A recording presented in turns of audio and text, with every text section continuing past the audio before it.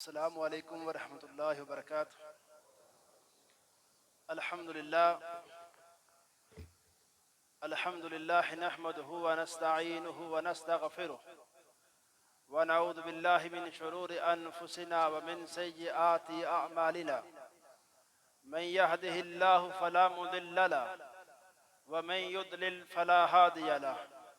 ونشهد ان لا اله الا الله وحده ونشهد أن سيدنا ومولانا محمدا عبده ورسوله. أما بعد فإن خير الحديث كتاب الله، وخير الهدي هدي محمد صلى الله عليه وسلم، وشر الأمور محدثاتها، وكل محدثة بدعة، وكل بدعة ضلالة، وكل ضلالة في النار. اللهم صل على محمد وعلى آل محمد كما صليت على إبراهيم وعلى آل إبراهيم إنك حميد مجيد. اللهم بارك على محمد وعلى آل محمد كما باركت على إبراهيم وعلى آل إبراهيم إنك حميد مجيد. شهر رمضان الذي أنزل فيه القرآن هدى للناس وبينات من الهدى والفرقان. ہر قسم کی تحمید و ستائش، کبریائی بڑائی اللہ وحدہ لا شریک کی ذات کے لیے، اور اللہ تعالیٰ کی حمد و ثنا کے بعد بے شمار لا تعداد انگن درود السلام امام الانبیاء، امام الحرمین، سید الثقلین، جد الحسن والحسین، جناب محمد رسول اللہ صلی اللہ علیہ وسلم کی ذات اقدس و ذات طیبہ پر میں گزارش کروں گا کہ اگر ساتھ کوئی جگہ آپ خالی محسوس کر رہے ہیں تو اس جگہ کو پہلے پر کر لیں، تاکہ پیچھے آنے والے بندے گردنیں پھلانگ کے آگے نہ آئیں۔ اللہ تعالیٰ کا بے حد و حساب شکر اور اسی رب کے لیے حمد ہے جس نے ہمیں رمضان المبارک جیسی یہ عظمت والی گھڑیاں اور یہ لمحات نصیب فرمائے۔ اللہ تعالیٰ سے ہم لمحہ لمحہ یہ دعا کرتے رہیں کہ اللہ اگر اتنا بڑا تو نے کرم کیا ہے کہ ان بابرکت ساعتوں گھڑیوں میں عبادت کی، روزے رکھنے کی اور تجھے راضی کرنے کے جو مختلف انداز ہم اپناتے ہیں،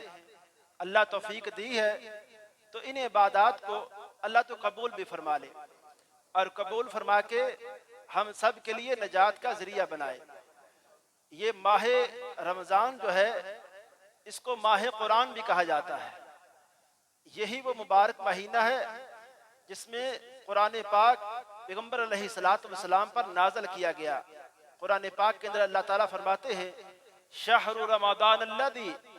انزل فیہ الفرقان فیہ القرآن، کہ یہی رمضان کا وہ مہینہ ہے جس کے اندر یہ قرآن پاک نازل کیا گیا۔ اس کا معنی یہ نہیں ہے کہ جب بھی وحی آئی وہ رمضان کے اندر آئی، رمضان کے علاوہ کبھی وحی نہیں آئی، بلکہ اس کا مفہوم یہ ہے سب سے پہلے لوح محفوظ سے جو آسمان دنیا ہے، پہلا آسمان، یہاں اس جگہ پہ ایک جگہ قرآن نازل کیا گیا، وہاں سے جبریل پھر جیسے جبریل کو حکم ہوتا تھا پیغمبر علیہ السلام کے اوپر وحی لاتے تھے۔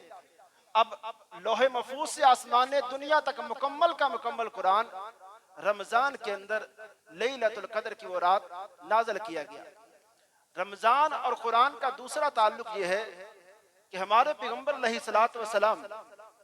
پورا سال جو آپ کے اوپر قرآن کے مختلف مقامات کی وحی نازل ہوتی تھی، رمضان کے اندر جبریل تشریف لاتے اور پیغمبر علیہ السلام سے قرآن کا دور کرتے، جو وحی پورا سال نازل ہو چکی ان کی ترتیب لگوا کر آپ کے اوپر پڑھتے، پھر آپ سے قرآن دوبارہ سنتے۔ اس کو قرآن کا دور کہتے ہیں۔ پیغمبر علیہ السلام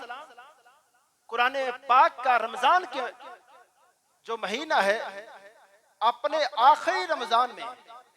زندگی کا، پیغمبر علیہ السلام کی زندگی کا جو آخری رمضان تھا، آپ نے 2 مرتبہ قرآن کا دور کیا تھا، اور یہ بھی ایک اشارہ تھا کہ اللہ کے رسول علیہ الصلوۃ والسلام اب دنیا سے رخصت ہونے والے ہیں۔ قرآن اور رمضان، اس کے بارے میں تیسری بات یہ ہے کہ ہمارے پیغمبر علیہ الصلوۃ والسلام نے فرمایا روز قیامت روزہ بھی اور قرآن بھی ایک مسلمان کے حق میں سفارش کریں گے۔ قرآن کہے گا اللہ میں ہوں جس نے اس تیرے بندے کو راتوں کو جگایا، اللہ میں ہوں دن کی مصروفیت میں اللہ اس نے میرے لیے ٹائم نکالا کہ اللہ مجھے پڑھا اس نے، رات جب لوگ سو رہے ہوتے تھے یہ مجھے پڑھتے ہوئے اور تیرے سامنے کھڑے ہو کے میری تلاوت کرتا تھا، اللہ اس نے راتوں کو میری وجہ سے جاگا، اللہ اب میں قرآن، اللہ قرآن کو زبان دے گا، قرآن پیغمبر علیہ الصلوۃ والسلام نے فرمایا مومن کے حق میں سفارش کرے گا، اور جو قرآن جس کے حق میں سفارش کر دے گا قرآن کی سفارش کو اللہ رد نہیں فرمائیں گے۔ ہمیں اس طرح قرآن کے ساتھ محبت اور قرآن کا اس طرح سے احترام کرنا چاہیے کہ قرآن اس طرح سے ہمیں جیسے دنیا کے اندر لمحہ لمحہ قدم قدم ہماری دینی حوالے سے رہنمائی کرتا ہے نا، روز آخرت بھی اللہ تعالیٰ کے دربار میں ہمارے حق میں سفارش کرے گا۔ اور قرآن پاک کے بارے میں اللہ تعالیٰ نے جو بات ارشاد فرمائی وہ ذرا آپ توجہ کے ساتھ سماعت فرمائیے۔ اللہ فرماتے ہیں ان ھذا القرآن یہدی للتی ہی اقوم، یہ قرآن ایک ایسے راستے کی طرف لوگوں کی رہنمائی کرتا ہے جو راستہ سب سے بڑھ کر ہدایت والا ہے۔ اس قرآن سے بڑھ کے کوئی صراط مستقیم نہیں بتایا گیا، اور فرمایا گیا وَيُبَشِّرُ الْمُؤْمِنِينَ الَّذِينَ يَعْمَلُونَ الصَّالِحَاتِ أَنَّ لَهُمْ أَجْرًا كَبِيرًا، اور یہ قرآن مومنوں کو اور ایسے لوگوں کو خوشخبری دیتا ہے جو لوگ اس دنیا کے اندر نیک کام کریں گے، قرآن خوشخبری دیتا ہے کہ ان کے لیے اس دنیا کے اندر اور آخرت کے اندر اللہ تعالیٰ نے بڑا اجر تیار کر رکھا ہے۔ یہاں قرآن پاک کا ایک مضمون، قرآن پاک کی ایک عظمت اور فضیلت ہمارے سامنے یہ آئی کہ جو راستہ باقی لوگوں کی تحقیقات اپنی، دانشوروں کی اپنی قیمتی سے قیمتی باتیں، عقل مند باتیں جتنی بھی ہیں، جو ایکسپرٹ لوگ اپنی فیلڈ کے اندر جو بھی ماہرانہ رائے دے دیں، لیکن جب وہ رائے قرآن پاک سے ٹکرا جائیں تو ہمارا ایمان قرآن پاک کے حوالے سے یہ ہے کہ قرآن جو راستہ بتاتا ہے، جس راستے کی قرآن رہنمائی کرتا ہے، وہ ہی اقوم سب سے بڑھ کے سیدھا راستہ ہے، قرآن سے بڑھ کے سچی صاف اور صحیح بات کسی اور کتاب کی نہیں ہے۔ اب اگلی بات، قرآن پاک کی عظمت ایک طرح سے اور بھی ہے۔ اللہ تعالیٰ نے اس کتاب کی، قرآن کی عظمت قرآن کے اندر بیان فرمائی، فرمایا ذالک الکتاب لا ریب فیہ، بالکل سورہ البقرہ کے آغاز میں کہا لوگو اس قرآن کو جو آگے پڑھنے جا رہے ہو، اس کی ہدایات کو جو تم سننے جا رہے ہو، آگے سورہ بقرہ سے پورا قرآن شروع ہو رہا، اللہ نے کہا اے لوگو اس کتاب کے بارے میں پہلا ایمان اپنے ذہن میں رکھ لو، اس کی کوئی بات ایسی نہیں جس میں کوئی شک ہو، جس میں کوئی مزید تحقیق کی، ریسرچ کی گنجائش ہو، لیکن ساتھ کہا ھدی للمتقین، کہا لوگو قرآن کی جو باتیں آگے آ رہی ہیں نا، اس سے ہر بندہ ہدایت نہیں لے گا، ہر بندے کو اس کی باتیں فائدہ نہیں پہنچائیں گی، ہر بندے کو اس کی باتوں سے رہنمائی نہیں ملے گی، صرف اور صرف کن لوگوں کو ملے گی ھدی للمتقین، جن کے دلوں میں اللہ کا ڈر ہے، جن کے دلوں میں یہ احترام ہے، یہ خالق و مالک کا کلام آگے آ رہا ہے، یہ کلام عام انسان کا نہیں، یہ اس ذات کا کلام ہے جس کے کلام میں کسی بات کا کوئی شبہ شک نہیں ہے۔ یعنی قرآن پہلے ہمارا ذہن بنا رہا ہے کہ اس قرآن میں جو بھی بات آئے گی، جس بات کو قرآن کہے گا یہ حلال ہے، اس بارے میں دوسری کسی اور تحقیق کی طرف نہیں جانا۔ جب قرآن کسی بات کو کیا دے گا یہ حرام ہے، پھر میں نے کسی اور ریسرچ کی طرف نہیں جانا، میں نے کہنا یہ حلال ہے، یہ حرام ہے، یہ جائز ہے اور یہ ناجائز ہے۔ جن باتوں کا قرآن نے حکم دے دیا ہے میں نے اس کے حکم کو معلوم کرنے کے لیے کہ یہ واقعی حکم ہے، کسی اور طرف رہنمائی میں نے نہیں لے لی، جو حکم دے دیا وہ حکم ہے، جس سے منع کر دیا رک جانا ہے، جو نجائز ہے بالکل ہی نجائز ہے، اس میں کوئی دوسری رائے، اس میں اس کی کوئی گنجائش نہیں ہے۔ اب تیسری بات سنیے، قرآن پاک کے بارے میں اللہ تعالیٰ فرماتے ہیں لا یاتہ الباطل من بین یدیہ ولا من خلفہ۔ لوگوں اس قرآن کے اندر اس کے آگے پیچھے سے کسی بھی طرف سے قرآن کے مضمون کے اندر اللہ تعالیٰ فرماتے ہیں قیامت تک کوئی بندہ باطل کو شامل نہیں کر سکتا۔ اس قرآن کی باتوں میں، اس قرآن کے احکامات میں قیامت تک کوئی بندہ کو باطل بات داخل نہیں کر سکتا۔ یہ اللہ تعالیٰ نے قرآن پاک کے اندر قرآن کے بارے میں گواہی دی ہے۔ اور آگے ایک جملہ کہا تنزیل من حکیم حمید۔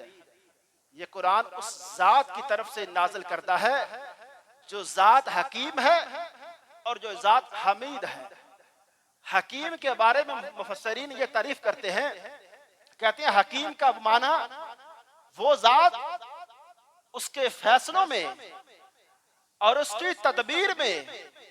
اس کی پلاننگ میں کبھی کوئی خطا، کوئی غلطی نہ ہوئی ہو، وہ ذات حکیم ہوتی ہے۔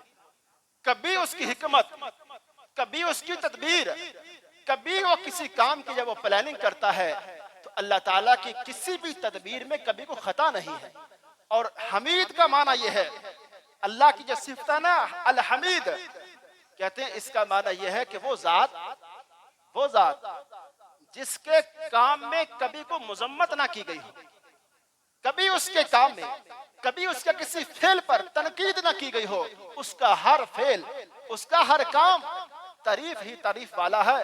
وہ اس ذات کو کہتے ہیں الحمید۔ اللہ تعالیٰ فرماتے ہیں یہ کتاب اس ذات کی طرف سے ہے جس کے کام میں کبھی کوئی تنقید نہیں ہوئی اور اس کی تدبیر میں کبھی کوئی غلطی نہیں ہوئی۔ اس لیے قرآن کی باتیں ایسی یقینی اور ایسی پکی اور سچی ہیں، اس میں کوئی شک کی گنجائش باقی نہیں ہے۔ اگلی بات اللہ تعالیٰ نے قرآن پاک کے اندر فرمائی کتاب انزلناہ الیک مبارک لیدبروا آیاتہ۔ اے لوگو،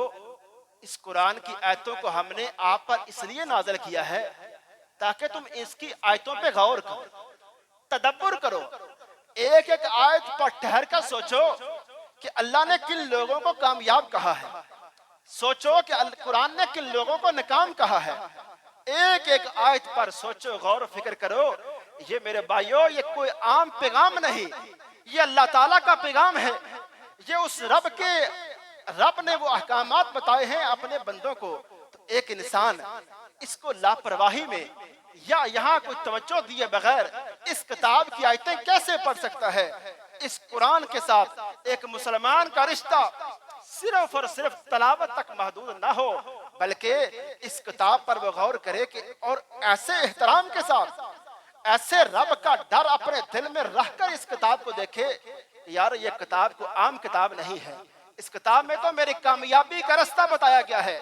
اس کتاب کے اندر بتایا گیا ہے کہ میں کیسے ناکام ہو جاؤں گا، اس کتاب میں بتایا گیا ہے کہ اگر کامیاب ہو گیا تو میری آگے والی زندگی کے مراحل کیا ہے، اگر ناکام ہوا تو میری اگلی زندگی کے مراحل کیا ہے۔ یعنی اسی لیے تو اللہ نے فرمایا یہ ایک ایسی کتاب ہے جس کے اندر باتوں کو بڑا کھول کھول کے بیان کیا گیا ہے، اشعاروں کے اندر،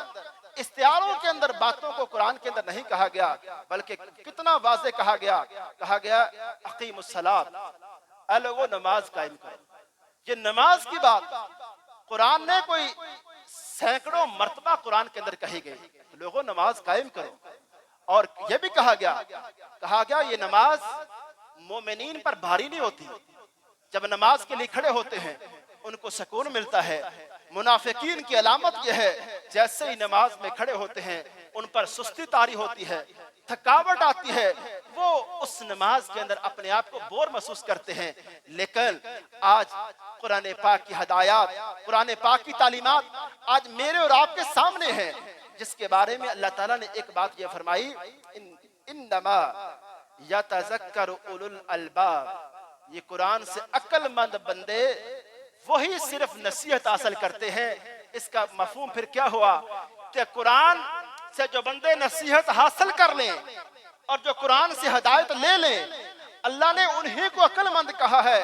ان بندوں کو قرآن نے عقل مند کہا ہی نہیں کہ جو اتنی واضح ہدایت کو دیکھ کر، ان واضح پیغامات کو پڑھ کر اور ان کے سامنے یہ قرآن کتاب موجود ہو، ان سے رہنمائی نہ لیں، وہ رہنمائی کسی اور جگہ سے لیں۔ اللہ یہ فرمانا چاہتے ہیں کہ وہ بندے جتنے مرضی خود کو سمجھیں تو بڑے سیانے ہیں، لیکن وہ عقل مند بندے نہیں ہیں۔ ان کا دیکھیں نا، انہوں نے ایک فیصلہ کیا ہے،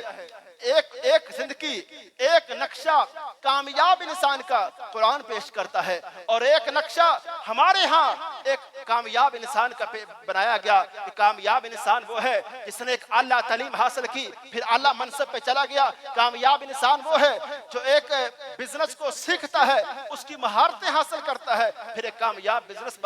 مین بن جاتا ہے، پھر وہ اپنے گھر کو خوشحال سے خوشحال تر کر لیتا ہے، اپنی اولاد کے لیے ایک لمبی چوڑی وراثت چھوڑ کے جاتا ہے۔ ایک کامیاب کا نقشہ ہمارے ہاں پیش کیا گیا، لیکن ایک نقشہ قرآن نے پیش کیا کامیاب انسان کا۔ کہا اے لوگو، جو بندہ جنت میں داخل کر دیا گیا اور جو بندہ اس دن روز قیامت جہنم کے عذاب سے بچا لیا گیا، فقد فاز، وہ بندہ یقیناً کامیاب ہے۔ اور بالکل قرآن کے شروع میں کہا گیا 5 مومنین کی صفات بیان کی گئی۔ کہا لوگو، قرآن کی ہدایات آگے آپ کے سامنے آ رہی ہیں، جو لوگ نماز پڑھیں گے، جو لوگ قرآن کی ایسی باتیں جو انہوں نے دیکھی نہیں ہیں، قرآن بیان کرے گا کہ جنت کے مناظر ایسے ہیں، جہنم کے عذاب یہ ہیں، قبر کے معاملات یہ ہیں، اور اللہ تعالیٰ کی صفات یہ ہیں، پیغمبر علیہ السلام کی صفات یہ ہیں، اور پہلی قوموں کے واقعات یہ ہیں۔ قرآن ایسی باتوں کو بیان کرے گا جو انہوں نے دیکھی نہیں ہے، لیکن وہ قرآن کی باتوں کو دیکھ کر پڑھ کر بغیر دیکھے ایمان لائیں گے۔ کہیں گے قرآن نے جب کہہ دیا ہے کہ قوم نوح کے پاس ایسا عذاب آیا تھا، قرآن نے جب کہہ دیا ہے کہ فلاں لوگوں کے پاس، قوم لوط کے پاس، شعیب کے پاس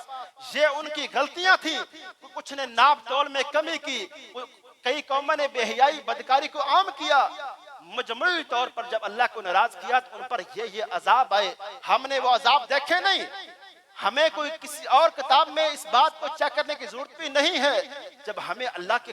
قرآن نے کہہ دیا یہ قوموں کے پاس عذاب آئے تھے اور اللہ کی صفات ایسی ہیں، اور قیامت کے یہ عذاب ہیں، قیامت کے یہ لمحات ہیں، یہ خوشخبریاں، یہاں سے ڈرایا گیا۔ قرآن نے کہا یہ ساری ان باتوں پر جو انہوں نے دیکھی نہیں ہے ایمان لائیں گے۔ تیسرا کہا جو اللہ نے ان کو رزق دیا ہے اس میں سے وہ خرچ بھی کریں گے۔ چوتھی بات قرآن کے شروع میں کہہ دی گئی، کہا لوگوں، وہ لوگ جو پہلے رسولوں پر جو کتابیں نازل کی گئی، پہلے انبیاء جتنے بھی آئے ان میں کسی ایک نبی پر وہ اعتراض کرنے والے نہیں ہیں، وہ ان پر ایمان لانے والے ہیں۔ اور چوتھی بات وَهُمْ بِالْآخِرَةِ ہم یوقنون، کہ آخرت کے اوپر قیامت کے حوالے سے ان کا اتنا یقین ہے کہ ان کا لمحہ لمحہ زندگی کا یہ بتاتا ہے کہ میں نے یہ کام کیا، میرے کام کے انداز، میرے بولنے کے انداز، لوگوں کے ساتھ میرے معاملات، یہ لمحات میرے زندگی کے بتائیں کہ آخرت کے حوالے سے میرا یقین کیا ہے۔ وہ آخرت کیا ہے؟ یہ عقیدہ اسلام میں جو پیش کیا گیا ہے آخرت کا، اس کا بنیادی تصور یہ ہے کیا لوگوں، اس زندگی میں جو بھی کرو گے فَوَرَبِّكَ لَنَسْأَلَنَّهُمْ أَجْمَعِينَ عَمَّا كَانُوا يَعْمَلُونَ۔ پیغمبر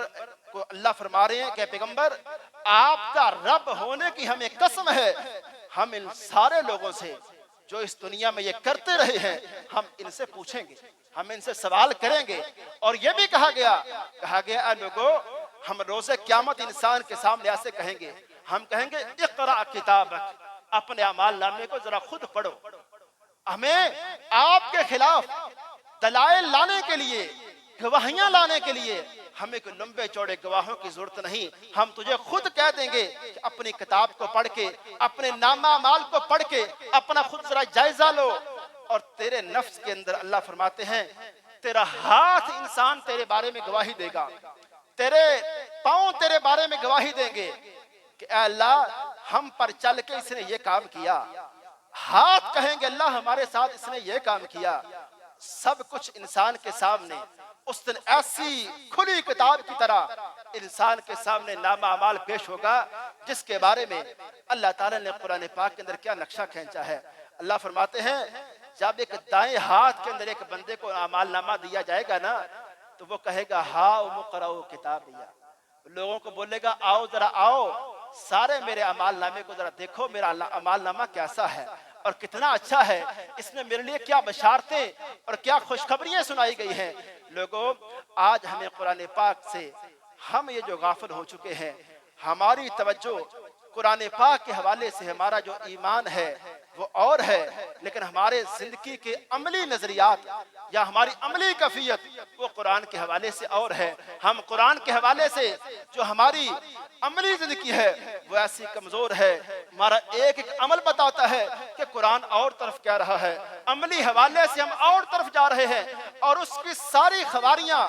اور اس کی ساری پریشانیاں آج ہم اپنے سامنے دیکھ رہے ہیں، اور اللہ تعالیٰ نے کتنا کھول کھول کر ہمیں سنایا تھا۔ اے لوگو میں نے قوم لوط کو اس لیے پکڑا، انہوں نے بے حیائی کو عام کیا، میں نے قوم شعیب کو اس لیے پکڑا، انہوں نے ناپ تول کے اندر کمی کی، میں نے موسیٰ علیہ السلام کی قوم کو اس لیے پکڑا کہ فرعون اکڑ گیا، تکبر کیا اس نے، میں نے قارون کو اس لیے پکڑا، اس نے اپنے مال کے اوپر گمان کیا، اس نے کہا یہ مال میں نے خود کمایا ہے، یہ اللہ کی طرف سے نہیں آیا۔ متکبرین جتنے بھی تھے اللہ کہتی ہیں وہ ایسے ایسے متکبرین تھے۔ مکہ والوں کو کہا گیا اے مکہ والوں تم اپنے مالی حوالے سے، تم اپنے بدنی قوت کے حوالے سے پہلے لوگوں کے مقابلے میں کچھ بھی نہیں ہو، وہ تو ایسے لوگ تھے۔ قرآن کے اندر کہا گیا اللہ فرماتے ہیں جب ان کو ہم نے عذاب دیا، جب ہم نے ان کو پکڑا تو اے لوگوں ان کی لاشیں ایسے پڑی تھی جیسے کھجور کے تنے پڑے ہوتے ہیں، وہ اتنے لمبے لوگ، وہ اتنے قوت والے لوگ۔ اللہ کہتے ہیں قوم صالح کی وہ قوم جو پہاڑوں کے اندر رہ کے، یہ قوم ہود، یہ ساری وہ قومیں پہاڑوں کے اندر رہتے ہوئے پہاڑوں کو تراش کر کے اتنے مضبوط ترین گھر بنا کے خود کو کہتے تھے یہ ہمارے گھروں کو تباہ کون کرے گا، یہ زندگی ہماری ختم کون کرے گا۔ ان کو مال و دولت، فراوانیاں، خوشحالیاں یہ کہتی تھیں کہ ہمارا یہ نظام، ہماری زندگی یہ کم ہونے والی، ختم ہونے والی، یہ ہمارے یہ معاملات ختم ہونے والے نہیں ہیں۔ اللہ کہتے ہیں جب ہم نے ختم کیا، جب ہم نے ان کو پکڑا، آج ان کے آثار جا کے دیکھو، آج ان بستیوں میں رہنے والا کوئی نہیں، آج وہ ساری بستیاں، یہ قوم صالح ہو، یہ قوم ہود ہو، قوم شعیب ہو، یہ ساری بستیاں آج سعودی عرب کی سرزمین میں موجود ہیں، اور کہا گیا آج جا کے وہاں دیکھو وہاں رہنے والا کون ہے، وہاں بسنے والے کدھر چلے گئے ہیں۔ اور اللہ تعالیٰ نے بار بار کہا اے لوگو پہلی بستیوں کو ہم نے پکڑا، ہم نے ان کو ہلاک کیا گناہوں کی وجہ سے، سرکشیوں کی وجہ سے۔ اے میری امت محمدیہ کے حوالے سے کہا گیا لوگو یہ قرآن کے اندر یہ سارے واقعات بیان کیے گئے ہیں، تم یہ کام نہ کرنا، تم یہ غلطیاں نہ کرنا، تم سرکشی کی طرف نہ آنا، تم مجموعی طور پہ ناپ تول میں کمی کی طرف نہ آنا۔ آج اللہ معاف کرے ایک صرف 10 روپے کی بے ایمانی بھی اگر مجھ سے ہو سکتی ہے میں وہ کرنے کے لیے تیار ہوں۔ میرا ایمان مجھے اس بارے میں پوچھتا ہی نہیں ہے کہ یار اس بارے میں کوئی حساب و کتاب ہے، اور ایسا حساب و کتاب ہے میں کئی دفعہ یہ گزارش کر چکا ہوں اس آیت پر کبھی ہم توجہ کریں اور اس کو کبھی اپنا ورد اور وظیفہ بنائیں۔ ہر وقت فَمَن يَعْمَلْ مِثْقَالَ ذَرَّةٍ خَيْرًا يَرَى وَمَن يَعْمَلْ مِثْقَالَ ذَرَّةٍ شَرًّا يَرَى۔ اور لوگوں ذرہ برابر نیکی،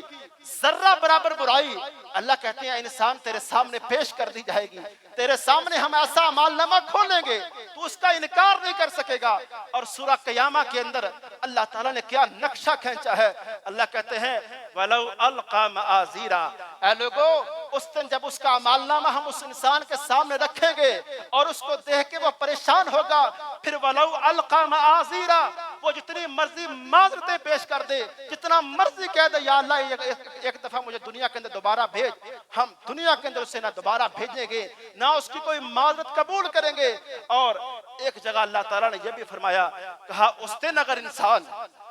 پوری دنیا آسمان اور زمین کے برابر خزانوں کو بھر کے لے آئے اور اس دن ہمیں کہے کہ اللہ یہ خزانے لے لے اور مجھے اللہ معاف کر دے، اللہ میرے گناہوں کا فدیہ، جرمانہ، یا اتنے بڑے خزانے میں اللہ دینے کو تیار ہوں۔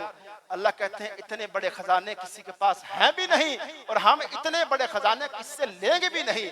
اللہ تعالیٰ نے میرے بھائی ہم قرآن پاک کو ذرا اس انداز سے دیکھیں کہ جیسے اللہ تعالیٰ نے قرآن پاک کے اندر فرمایا افلا یتدبرون القرآن ام علی قلوب اقفالها، یہ لوگ قرآن کی باتوں پہ غور کیوں نہیں کرتے؟ کیا ان کے دلوں پہ تالے لگ چکے ہیں؟ یہ لوگ اس پہ کیوں نہیں غور کرتے کہ قرآن نے کیسے وضاحت سے کہا، نماز کا حکم قرآن نے کیسے دیا، زکوٰۃ کا، یہ ایک دوسرے کا حصے، حقوق العباد جو ہے، وراثت کے سارے مسائل، کس کا کیا حصہ ہے، بیٹیوں کا حصہ کیا ہے، بیٹوں کا کیا ہے، والدین کا حصہ کیا ہے، سارے حصے بیان کر کے اللہ نے کہا تلک حدود اللہ، اے لوگوں یہ اللہ نے ایسی حدود بیان کر دی ہیں جو بندہ ان کو کراس کرے گا وہ بندہ پکڑا جائے گا۔ میں یہ عرض کر رہا ہوں آج ہماری بالکل آخر ہو چکی ہے کہ ہم اپنی یہ جو بدعمالیاں ہیں اللہ معاف کرے، قرآن سے بے رخی، قرآن سے جو ہم اعراض برت رہے ہیں، اس کے سارے جو نتائج ہیں، جو پریشانیاں ہیں، آج ہمارے سامنے کوئی مہنگائی کی صورت میں، کوئی بد امنی کی صورت میں، اور کوئی اور طرح کی ملکی پریشانیاں، اور اللہ معاف کرے امت مجموعی طور پر آج ایسی پریشانیوں میں ہے کہ آج فلسطین کی آپ حالت دیکھ لیں، آج دوسرے مسلم ممالک کی حالت دیکھ لیں، کوئی مسلمان ملک بھی تو آج ایسا نہیں رہا جو کسی وقت بھی کفر کے سامنے کھڑے ہو کے بات کر سکے، اور ایک مسلمان، حیرانگی کی بات ہے 57 کے بلکہ 60 کے قریب اسلامی اسٹیٹ، اسلامی ممالک موجود ہے، کوئی ایک ملک بھی تو ایسا نہیں جس کے بارے میں مسلمان فخر سے کہہ سکے کہ آج فلاں ملک جب بول پڑا تو کسی کی ہمت نہیں کہ فلسطین پہ ایسے ظلم کر سکے۔ ایک ملک کے بارے میں افسوس کی بات یہ ہے، اور میں کہتا ہوں شرم کی بات یہ ہے ہم مسلمانوں کے لیے، میرے بھائی ہم وہ بڑی باتیں نہیں کہنا چاہتے، وہ تقریروں والی بات میں نہیں کہنا چاہتا، میں صرف وہ عملی بات کہنا چاہتا ہوں۔ اس میں ہم فردن وہ کچھ بدعمالیاں، وہ غلطیاں جو ہم فردن کر رہے ہیں، وہ انفرادی سطح پہ جو ہماری اصلاح کی ضرورت ہے، اللہ معاف کرے جھوٹ بولنا اس میں حکومتوں کا عمل دخل نہیں ہے، جو بے ایمانی بڑھ چکی ہے اس میں حکومتوں کا عمل دخل نہیں ہے، رشوت خوری میں اس میں کیا ہمیں کو حکومتیں مجبور کرتی ہیں، میرے بھائی جو انفرادی سطح پہ ہمیں اصلاح کی ضرورت ہے ہمیں وہ اصلاح کرنی چاہیے، اور ہمیں قرآن کو اپنی ایسی کتاب بنانا چاہیے کو کیا دیکھیں نا، پیغمبر علیہ السلام کے زمانے میں ایک علاقے میں تو میاں بیوی، ان کے پاس ایک عورت آتی ہے، کہتی ہے تم کون ہو؟ انہوں نے کہا ہم میاں بیوی ہیں۔ انہوں نے کہا تم میاں بیوی کیسے ہو؟ یہ صحیح بخاری کی روایت ہے۔ کہا تم کیسے میاں بیوی ہو؟ میں نے تم دونوں کو دودھ پلایا ہے، تم تو رضائی بہن بھائی ہو، تم میاں بیوی کیسے بن سکتے ہو؟ وہ بندہ فوراً گھوڑے کے اوپر سوار ہوا، میلوں سفر کر کے مدینہ پہنچا۔ اس نے کہا اللہ کے رسول یہ ہماری تو پاؤں کے نیچے سے زمین نکال دی ہے فلاں عورت نے یہ بات کہہ کے۔ آپ نے فرمایا ہے اگر اس عورت نے یہ بات کہی ہے آج سے تم دونوں کا نکاح ختم، تم بہن بھائی ہو، پہلے جو زندگی گزر گئی۔ دیکھیں ایک بندے کو جب پتا چلا کہ میں زندگی میں گناہ کر رہا ہوں، میں غلط زندگی گزار رہا ہوں، اس نے میلوں کا سفر کر کے ایک مسئلہ پوچھنے کے لیے پیغمبر کے پاس اس نے سفر کیا ہے۔ آج ہمیں بھی کوئی ایک مسئلہ درپیش آ جائے ہمیں اس بارے میں قرآن سے پہلے پوچھنا چاہیے۔ میرے لیے رہنما کتاب قرآن ہے میرے بھائی، اس کو ہم پیٹ نہ کریں۔ اور میں آخر میں حافظ ابن الجوزی رحمۃ اللہ کی ایک بات کہنا چاہوں گا، جب بھی کوئی بات ہم کہہ لیتے ہیں، ہم کہتے ہیں یار اس خیر کی طرف ہم آ جائیں، ہم نماز اگر ہم نہیں پڑھتے، اپنی اولادوں کو اس طرف نہیں لاتے، قرآن کا درس، قرآن کی تعلیم اس کی طرف نہیں آتے ہم، تو آگے سے جواب ملتا ہے انشاءاللہ ہم جلدی ایسا کریں گے۔ حافظ ابن الجوزی کی بات کو اگر آپ سنیں، وہ فرماتے ہیں اے لوگو وہی حقا، اے انسان تیری تباہی ہے، ترکب البحارا فی طلب الدنیا، اے انسان تو دنیا طلب کرنے کے لیے سمندروں کا سفر کرنے کو تیار ہے، اور روزانہ تو اس دنیا کمانے کے لیے کبھی نہیں کہتا میں دکان پہ جاؤں گا اگر توفیق مل گئی، آج نہیں کل سے میں بزنس شروع کر لوں گا، کبھی ایسے ٹال مٹول نہیں کرتا۔ فَإِذَا أُمِرْتَ بِخَيْرٍ، اور جب میرے بھائی آپ کو کسی خیر کے کام کا حکم دیا جاتا ہے، قُلْتَ إِنْ وَفَّقَنِي، آگے سے جواب میں کہتا ہے کہ اگر اللہ نے توفیق دی تو میں ایسا کر لوں گا۔ اپنے دنیاوی معاملات میں توفیق پر بات نہیں کرتا، لیکن جب دین کی بات آتی ہے، خیر کی بات آتی ہے، ہم توفیق کی طرف چلے جاتے ہیں۔ لوگوں، یہ بڑے قیمتی لمحات ہیں، یہ بڑے ایسے لمحات ہیں جن کو ہم غنیمت جانیں۔ جن کے پاس صحت ہے وہ صحت کو غنیمت جانے، جن کے پاس فراوانی ہے مال کی اس کو غنیمت جانے، فقر سے پہلے مال کی فراوانی کو غنیمت جانے۔ اور اس حوالے سے جو بندے جن کے پاس وقت ہے وہ مصروفیت والے ایام سے پہلے پہلے اس فراغت کے ایام کو غنیمت جانے، اور اللہ تعالیٰ سے دعا کریں کہ اللہ ہم سب کو ایسا وقت دے اور ایسی سوچ اور فکر دے کہ ہم قرآن کو اپنی رہنما کتاب بنا لیں اور اپنی زندگیوں میں یہاں سے رہنمائی لیں۔ وما علیہ الا البلاغ المبین۔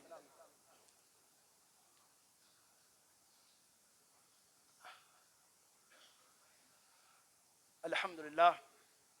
نحمده ونصلي على رسوله الكريم، أما بعد فإن خير الحديث كتاب الله وخير الهدي هدي محمد صلى الله عليه وسلم وشر الأمور محدثاتها وكل محدثة بدعة